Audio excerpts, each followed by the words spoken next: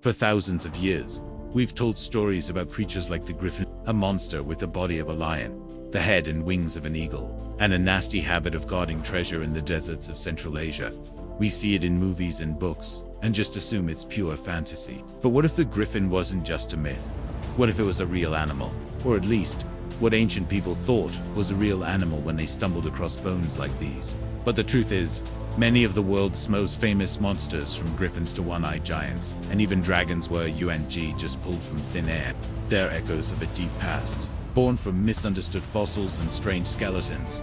Our ancestors tried their best to explain. A historian named Herodotus, back in the 5th century BC, wrote down stories he'd heard from Scythian nomad stuff wanderers who traveled across Central Asia. They talked about a remote, gold-filled desert guarded by ferocious, bird-like monsters. The theory was simple and powerful. Ancient gold miners in the Gobi were digging for treasure and finding these skeletons instead. They saw a lion's body, a bird's beak, and what looked like wings. And boom, the legend of the gold-guarding griffin was born. It seemed like a perfect case of a myth springing from a real prehistoric animal. For centuries, everyone just thought it was a great story. In 2024, paleontologists Mark Whitten and Richard Hing took a closer look at the griffin dinosaur theory, and they found some problems. And inside these caves, people have found piles of ancient bones, including some very weird skulls. They're huge, easily twice the size of a human head, but the most shocking part is a single, large hole right in the middle of the face. If you're an ancient Greek sailor who's never seen an elephant, you'd come to a pretty logical conclusion.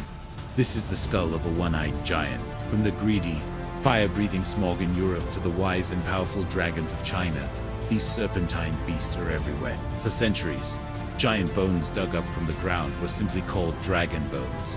In 1335, a huge skull was found in a quarry in Austria. Some scientists think the image of a dragon is a composite of our ancient predators: the scales of a snake, the claws of a lizard, the body of a crocodile, and the killer instinct of a big cat. But what's fascinating is how the story changes. The European dragon is often a symbol of chaos to be slain by a hero. The Chinese dragon, on the other hand, is a symbol of balance, fortune, and life-giving rain. Before we had the words for evolution or extinction, we had the language of myth. And in many ways, that feeling of awe our ancestors felt when they dug up the bones of a monster is the exact same awe we feel today, standing in front of a dinosaur skeleton in a museum. The creatures may be mythical, but the human drive for knowledge that brought them to life is as real as it gets. It shows how two cultures, maybe even inspired by similar fossils, can weave those discoveries into their worlds in completely different ways. The dragon isn't one myth, it's 100, each born from a unique mix of discovery, fear, and culture. The terrified locals immediately said it belonged to the lindworm, a vicious dragon from their folklore. The griffin, the cyclops, and the dragon weren't just dreamed up. They were born from human curiosity. They represent our ancestors' first stabs at science to observe the world, find evidence, then form a theory to explain it. They were the world's first paleontologists, trying to piece together the bones of long-dead animals with no instruction manual. They even carved a statue of the dragon using the skull as a model. It took centuries for paleontologists to identify it, but we now know what it was: an Ice Age woolly rhinoceros. In other places, the enormous skeletons of whales, found stranded on beaches or far inland in areas that used to be oceans, could easily be seen as the remains of giant sea serpents. Even coiled ammonite fossils were called snake stones in medieval England, believed to be snakes turned to stone by a saint. A Chinese historian named Chung Ku actually misidentified a dinosaur fossil as a dragoness, all the way back in the 4th century BC. These fossils, often from huge dinosaurs, were ground into powder and used in traditional medicine, cementing the idea that dragons were real, powerful beings. And honestly, if you look at the long-necked skeleton of a sauropod dinosaur, it's not hard to see how the legend of a great, winding dragon took root. The legend of the griffin shows us how people blended what they saw with what they already believed. But unlike the cyclops, there isn't one single fossil that created the dragon. Instead, the dragon myth is a global story with many different real-world starting points. For one, the Protoceratops fossils are found hundreds of kilometers away from any known ancient gold mines. It wasn't for an eye. It was the nasal cavity, the opening for the elephant's massive trunk. A trunk is all soft tissue, so it doesn't fossilize, leaving behind a skull that looks incredibly misleading. A paleontologist named Athenio Abel first floated this theory way back in 1914. He pointed out that for people who had no idea what an elephant-esque skeleton looked like, these skulls were the perfect blueprint for a cyclops. Finding these bones in caves, probably mixed with the remains of other animals, would have just confirmed the stories of manatee giants living deep inside the earth. This time, the connection isn't just a good theory, it's a near-perfect fit. The idea that miners were just tripping over them seems pretty unlikely. We explore the hidden corners of history and science every week, and you really won't want to miss what's coming up next. Let's talk about one of the most famous of all. In Homer's Odyssey, our hero Odysseus gets captured by Polyphemus, a terrifying, one-eyed giant who lives in a cave and is a truly terrible dinner host. For centuries, the Cyclops was the ultimate bogeyman, a monster from a nightmare. But again, the real story might be buried in the ground. Plus, digging up a full dinosaur skeleton is a massive job even today. Ancient nomads probably would have only seen a few bones sticking out of the ground, not a complete griffin-like animal. Most of us hear mythical creature and think of fairy tales, legends cooked up by our ancestors around a campfire. That's long before the Greeks ever heard those stories from the sea. This suggests the griffin's origin is way more complex.